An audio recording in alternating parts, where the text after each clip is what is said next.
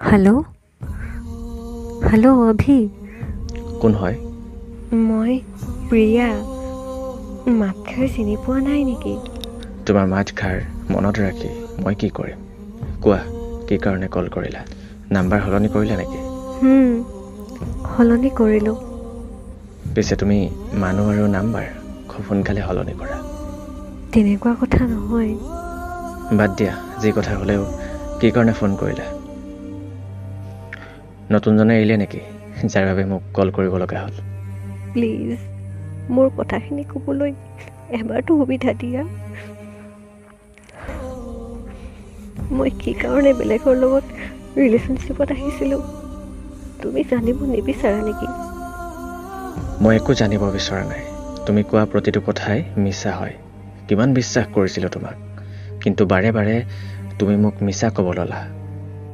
ব্ৰেকআপৰ পাছত তুমি কৰিলা কি?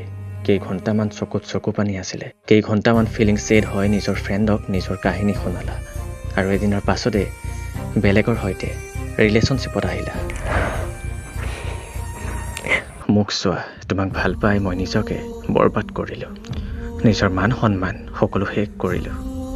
আজি ভাবিছোঁ যে কিয় দৰকাৰ আছিলে তোৰ দৰে এজনীক ভাল পাবলৈ।